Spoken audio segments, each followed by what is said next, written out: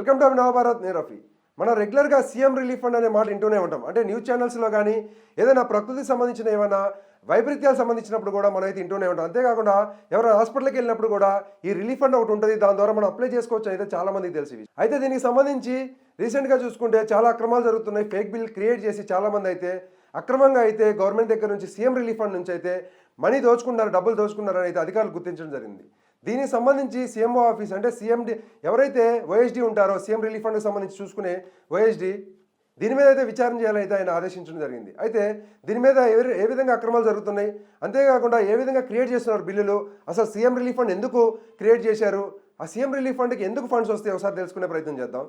CM relief fund అనేది ప్రకృతికి సంబంధించిన వైపరీత్యాలు ఏమైనా జరిగినా, అంటే ఉదాహరణ చూసుకుంటే వరదల వల్ల కానీ ఏదైనా యాక్సిడెంట్ల వల్ల కానీ అత్యవసర సమయాల్లో ఏమైనా ఇన్సిడెంట్లు జరిగినప్పుడు కానీ ఎవరైనా చనిపోయినా కొన్ని ప్రమాదాల వల్ల వాటికి సంబంధించి చూసుకుంటే సీఎం రిలీఫ్ ఫండ్ నుంచి డబ్బులు ఇవ్వడం కోసం అయితే సీఎం రిలీఫ్ ఫండ్ అయితే ఉండడం జరుగుతుంది. అంతేకాకుండా ప్రధానంగా పేద ప్రజలు ఎవరైతే ఉంటారో పేద ప్రజలకు సంబంధించి కూడా ఎవరైతే హాస్పిటలైజ్ అయ్యి హాస్పిటల్లోకి వెళ్ళి వైద్య ఖర్చులు భరించలేని పరిస్థితిలో ఉంటారో ప్రైవేట్ హాస్పిటల్లో ముఖ్యంగా చూసుకుంటే ప్రైవేట్ హాస్పిటల్కి వెళ్ళి అక్కడ బిల్లులు ఎక్కువ అవడం వల్ల చాలా పెద్ద పెద్ద ఆపరేషన్ జరగడం వల్ల ఎక్కువ మనీ వాళ్ళు పే చేయాల్సి ఉంటుంది. కాబట్టి వాళ్ళకి గవర్నమెంట్ అంతా అందించలేదు కాబట్టి వైద్యం ఎవరైతే ప్రైవేట్ హాస్పిటల్లో చూపించుకుంటారో వాళ్ళకు కూడా ఈ సీఎం రిలీఫ్ ఫండ్ ద్వారా అయితే మనీ ఇచ్చే ప్రయత్నం అయితే చేస్తుంటుంది గవర్నమెంట్. అంటే ఇది ఒక మంచి ఉద్దేశం కోసం మంచి ఉద్దేశంతో అయితే వీళ్ళు క్రియేట్ చేయడం జరిగింది. అయితే ఒకసారి చూసుకుంటే అసలు సీఎం రిలీఫ్ ఫండ్కి ఫండ్స్ ఎలా వస్తాయి చూసుకుంటే మనకి ప్రతి సంవత్సరం రాష్ట్ర ప్రభుత్వం బడ్జెట్ ప్రవేశపెట్టినప్పుడు రాష్ట్ర ప్రభుత్వం కూడా కొంత బడ్జెట్ని అయితే సీఎం రిలీఫ్ ఫండ్కి అయితే కేటాయించడం జరుగుతుంది. అంతేకాకుండా ప్రజల నుంచి ఎవరైతే బిజినెస్ మ్యాన్లు ఉంటారో వీళ్ళ నుంచి కూడా ఫండ్స్ అయితే స్వీకరిస్తారు వాళ్ళు.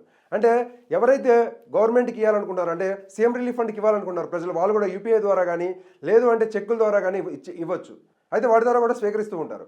అయితే ఇక్కడ చూసుకుంటే ఏ విధంగా ఫ్రాడ్ జరుగుతుంది, ఇవి ఏ విధంగా కనిపెట్టారనే విషయం ఇది ఇప్పుడు కాదు, 2014లో తెలంగాణ రాకముందు నుంచి కూడా ఈ ఫ్రాడ్ జరుగుతూనే ఉంది.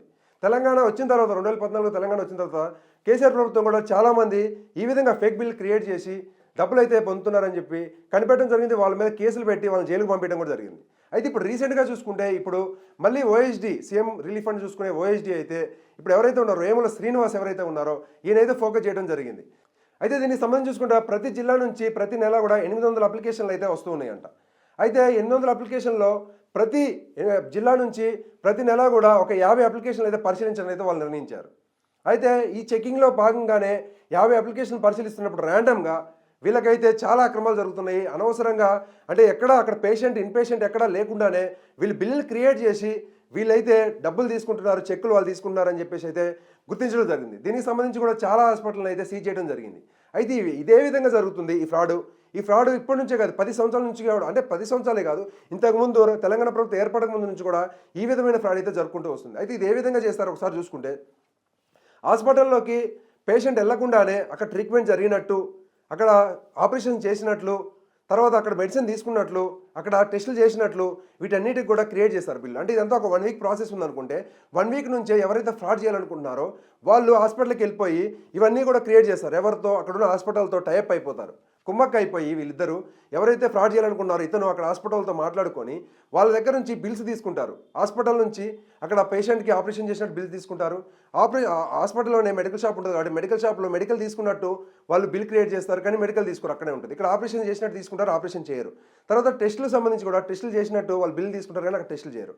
బిల్లులే కావాలి కాబట్టి పరిశీలించడానికి సీఎం రిలీఫ్ ఫండ్కి రిలేటెడ్గా ఏదైతే ఉన్నాయో ఆ బిల్లులే కావాలి కాబట్టి ఈ బిల్లులు ఏదైతే డిశ్చార్జ్ సమ్మరీ అలాగనే ఓపీ తర్వాత ఈ బిల్లులన్నీ కూడా మొత్తం కూడా హాస్పిటల్ నుంచి ఒక ఫైల్ క్రియేట్ చేసి ఫైల్ని అయితే వాళ్ళకి సంబంధించిన రిలేటెడ్ ఎవరైతే ఉన్నారో వాళ్ళకి సంబంధించిన ఆధార్ కార్డులు రేషన్ కార్డులు తీసుకొని వాళ్ళకి సంబంధించిన పాన్ కార్డు అంతేకాకుండా ఏదైతే బ్యాంక్ బుక్ ఉందో బ్యాంక్ బుక్ తీసుకొని డీటెయిల్ తీసుకొని అయితే సీఎం రిలీఫ్ ఫండ్కి అయితే అప్లై చేయడం జరుగుతుంది. అయితే ఈ విధంగా అప్లై చేయడం ద్వారా అయితే వాళ్ళు చెక్కులు రిలీజ్ అయిన తర్వాత హాస్పిటల్కి 50% అలాగే ఈ ఫ్రాడ్ ఎవరైతే చేస్తున్నారో ఆ పర్సన్కి 50% అయితే ఇట్లా షేర్ మాట్లాడుకొని ఈ విధంగా ఒక మంచి ఉద్దేశం కోసం మంచి కాజ్ కోసం క్రియేట్ చేసిన సీఎం రిలీఫ్ ఫండ్ అయితే వీళ్ళైతే ఈ విధంగా అయితే దుర్వినియోగం చేస్తున్నారు. అంటే ప్రతి సంవత్సరం చూసుకుంటే కూడా 1000 కోట్ల పైగా కూడా పేద ప్రజలకైతే ఈ మనీ అయితే అందుతూ ఉన్నాయి సీఎం రిలీఫ్ ఫండ్ నుంచి. అయితే ఈ సీఎం రిలీఫ్ ఫండ్ ఎలా అప్లై చేయాలంటే ఇప్పుడు రెగ్యులర్గా చూసుకుంటే ఏదైనా హాస్పిటల్లో మనం జాయిన్ అయినప్పుడు అక్కడ హాస్పిటల్ సంబంధించిన బిల్ సంబంధించిన డిశ్చార్జ్ సమ్మరీ ఇదంతా తీసుకొని మనం ఎమ్మెల్యే దగ్గరికి వెళ్ళాలి. ఎమ్మెల్యే కానీ ఎంపీ కానీ ఎమ్మెల్సీ కానీ మినిస్టర్ కానీ వీళ్ళలో ఎవరి దగ్గరికైనా వెళ్ళి మనం ఈ బిల్స్ అన్ని కూడా సబ్మిట్ చేయడం ద్వారా ఆధార్ కార్డు పాన్ కార్డు అంతేకాకుండా ఏదైతే బ్యాంక్ బుక్లు ఉంటాయో ఇవన్నీ సబ్మిట్ చేయడం ద్వారా అయితే మనకి వాళ్ళ దగ్గర నుంచి అప్లై చేసుకోవచ్చు. అప్లై చేసుకున్న తర్వాత మనకి 50%, 40% నుంచి 50% మనీ అయితే వస్తూ ఉంటాయి చెక్ రూపంలో. అది ఒక 2 మంత్స్ తర్వాత అయితే వస్తాయి. వచ్చిన తర్వాత అయితే ఆ ఎమ్మెల్యేలు ఎవరి దగ్గర అయితే మీరు వెళ్ళారో మళ్ళీ వాళ్ళ దగ్గరికే వస్తాయి కాబట్టి, ఏదైనా ఎమ్మెల్యే, ఎంపీ ఆర్ మినిస్టర్ ఏదైనా ఎమ్మెల్సీ ఆఫీస్కి వస్తాయి కాబట్టి వాళ్ళ ద్వారా అయితే మీకు చెక్కులు పంపిణీ జరుగుతుంది. అయితే ఇక్కడ ఏం జరుగుతుందంటే, ఇదంతా ఎవరైతే నిజానికి లబ్ధి పొందాల్సిన అర్హులు ఉన్నారో వీళ్ళందరూ కూడా ఇబ్బంది పడే అవకాశం ఏర్పడింది. ఈ విధంగా దుర్వినియోగం అవడం వల్ల అక్రమంగా ఎవరైతే సంపాదిస్తున్నారో డబ్బులు, వీళ్ళందరి మీద అయితే కఠిన చర్యలు తీసుకోవాల్సి ఉంటుంది. లేదు అంటే నిజానికి ఇప్పుడు తెలంగాణ గవర్నమెంట్ ఫామ్ అయిందో, ఏదైతే కాంగ్రెస్ ప్రభుత్వం వచ్చిందో, ప్రభుత్వం వచ్చిన తర్వాత ఎక్కువ మంది లబ్ధి పొందుతున్నారు. అంటే ఇక్కడ 3 లక్షల పైన లబ్ధి పొందారంటే వీళ్ళలో నిజానికి అర్హులు ఎంతమంది? అర్హత లేని వాళ్ళు ఫేక్ బిల్ క్రియేట్ చేసి డబ్బులు సంపాదించుకున్న వాళ్ళు ఎంతమంది? అంటే ఇప్పుడు వీళ్ళు దీని మీద అయితే చర్యలు తీసుకోవడానికి అయితే ముందుకొచ్చారు. కానీ ఇంతకుముందు ఇప్పటివరకు 3 లక్షల అప్లికేషన్స్ ఏవైతే ఉన్నాయో, అంటే 3 లక్షల మంది ఎవరైతే లబ్ధి పొందారో వీళ్ళందరిలో అర్హులు ఉన్నారా లేదంటే అనర్హులు కూడా వెళ్ళి అయితే ఇవి కూడా చెక్ చేయాల్సిన అవసరం ఉంది. ఎందుకంటే ఇది చాలా సింపుల్గా అయిపోతుంది ఈ వ్యవస్థ అంతా కూడా. ఇప్పుడు ఉదాహరణ చూసుకుంటే కొన్ని హాస్పిటల్ ఏం జరుగుతుందంటే, ఒక స్టంట్ ఆపరేషన్ ఏదైతే హార్ట్కి సంబంధించిన ఆపరేషన్ ఉంటుందో ఆపరేషన్ స్టంట్ వేయాలంటారు. అయితే ఈ స్టంట్కి సంబంధించి ఏదైతే ఆరోగ్యశ్రీలో కవర్ అయిద్దని చెప్పేసి ఆరోగ్యశ్రీకి సంబంధించిన హాస్పిటల్కి వెళ్ళి జాయిన్ అయిన తర్వాత, అంటే ఇది కూడా ఒక ప్రైవేట్ హాస్పిటలే. ఉదాహరణ చూసుకుంటే కొన్ని మెడికల్ కాలేజీలు కూడా ఈ మాఫియాలో ఉన్నాయని తెలుస్తుంది. అయితే ఇవి కూడా తొందరలో బయటపడే అవకాశం ఉంది. అయితే ఒక స్టంట్ వేసిన తర్వాత వాళ్ళ బిల్లు సమ్మరీలు ఏదైతే ఉంటాయో వాటికి సంబంధించి సంతకాలు పెట్టే క్రమంలో వాళ్ళు ఏం చేస్తున్నారంటే హాస్పిటల్ వాళ్ళు మూడు స్టంట్లు వేసినట్లయితే వాళ్ళు బిల్స్ అయితే క్రియేట్ చేస్తున్నారంట. రీసెంట్గా అయితే తెలుస్తుంది దాని విషయం. అది కూడా బయటపడే అవకాశం ఉంది. ఫుల్ ఇన్ఫర్మేషన్ ఉంటే నేనే దాని గురించి చెప్పే ప్రయత్నం చేస్తాను. అయితే ఒక స్టంట్ వేసేది వాళ్ళు ఒక స్టంట్ వేసి 3 స్టంట్లకి వాళ్ళు బిల్ పెట్టుకొని ఆ విధంగా కూడా హాస్పిటల్ అయితే ఆరోగ్యశ్రీ అంటే గవర్నమెంట్ నుంచి అయితే ఆరోగ్యశ్రీని కూడా భ్రష్టు పట్టిస్తున్నారు. అయితే ఈ విధమైన దాని మీద కూడా చాలా హాస్పిటల్ అయితే సీజ్ చేయడం జరిగింది. కానీ అక్రమాలు ఇంకా ఆగడం లేదు. అంతేకాకుండా ఇక్కడ ఏదైతే ఉందో ఆరోగ్యశ్రీ సీఎం రిలీఫ్ ఫండ్ ఇవి రెండూ కూడా పేద ప్రజల కోసం క్రియేట్ చేసినవి. ప్రధానంగా చూసుకుంటే హాస్పిటల్స్ అంటే పేద ప్రజలకి అందరికీ గవర్నమెంట్ అందించలేదు కాబట్టి వైద్యం, ఆరోగ్యశ్రీ అనే ఒక ఇన్సూరెన్స్ని తీసుకొచ్చింది. దాని ద్వారా ఎవరైతే పేద ప్రజలు ఉంటారో వాళ్ళకి వైద్యం అయితే ఫ్రీగా చేయించుకునే అవకాశం కల్పించింది.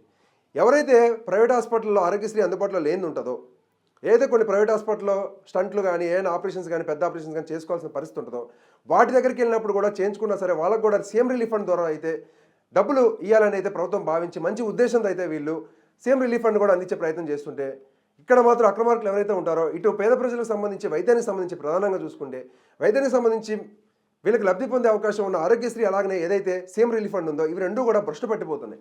కాబట్టి ఏదైతే వీటికి రెండు సంబంధించిన హాస్పిటల్స్ ఏమో ఆరోగ్యశ్రీ రూపంలో మోసాలకి పాల్పడుతుంది, ఇక్కడ అక్రమార్కులు ఎవరైతే ఉంటారో వీళ్ళైతే ఏదైతే రిలీఫ్ ఫండ్ ఉందో వీటికి సంబంధించి ఫేక్ బిల్లు పెట్టేసి వాళ్ళు కూడా ఈ విధంగా అయితే ఫ్రాడ్ చేస్తూ ఉన్నారు. ఈ విధంగా అయితే పేద ప్రజలు నష్టపోయే అవకాశం ఉంది. అంతేకాకుండా పేద ప్రజలకి అందించాల్సిన ఏదైతే డబ్బులు ఉన్నాయో ఈ డబ్బులన్నీ కూడా తప్పుదారులు పోవడం వల్ల సీఎం రిలీఫ్ ఫండ్ అనేది ఒక మంచి ఉద్దేశంతో క్రియేట్ చేసింది కాబట్టి పేద ప్రజల కోసం క్రియేట్ చేసింది కాబట్టి, అంతేకాకుండా ఎవరైతే ప్రజల నుంచి ఫండ్స్ తీసుకొని ఆ డబ్బులు మళ్ళీ ప్రజలకే ఇస్తున్నారు కాబట్టి ఈ విధమైన మంచి కాజ్ కోసం చేసిన ఈ యొక్క ప్రయత్నాన్ని అయితే వీళ్ళైతే అక్రమార్కులు తర్వాత ఈ ఏదైతే అక్రమంగా సంపాదించే హాస్పిటల్స్ ఉన్నాయి ఇవన్నీ కూడా ఈ విధంగా మోసం చేస్తున్నాయి కాబట్టి ప్రభుత్వాలు సీరియస్గా యాక్షన్ తీసుకోవాలి. అంతేకాకుండా ఈ హాస్పిటల్ ఏవైతే ఉన్నాయో ఇవి కూడా ఒకసారి ఆలోచించాలి. మీరు ఎలాగా ప్రైవేట్ హాస్పిటల్ మీకు వచ్చే డబ్బులు మీకు బాగానే వస్తూనే ఉన్నాయి, డబల్ ఛార్జెస్ వేసి బాగానే తీసుకున్నారు. మెడికల్కి సంబంధించి కూడా రూపాయి టాబ్లెట్ వచ్చేసి 10 రూపాయలకు అమ్ముతున్నారు. ఇంకా ఇక్కడ ప్రభుత్వాలకు సంబంధించి పేద ప్రజల కోసం కేటాయించిన ఇలాంటి డబ్బుల్లో కూడా మీరు ఇలాంటి ఫ్రాడ్ చేయడం వల్ల అయితే పేద ప్రజలు అన్యాయంగా వాళ్ళు నష్టపోయే అవకాశం ఉంది. కాబట్టి ఈ విధమైన ఫ్రాడ్ ఏదైతే వీటిని అరికట్టే విధంగా ప్రభుత్వాలు ఎక్కువ చర్యలు తీసుకోవాలి, ఎక్కువ మంది ఆఫీసర్లని దీన్ని నియమించి ప్రజలకైతే న్యాయం చేయాలి. కాబట్టి ఈ విధమైన ఏదైతే మనకి ప్రజలకు సంబంధించిన మనీ ఉన్నాయో ఈ దోపిడీ కాకుండా అయితే ప్రభుత్వాలు కాపాడుకోవాలి. ఇలాంటి ఎప్పుడూ జరగకూడదని అయితే మనం కూడా కోరుకుందాం. Thank you.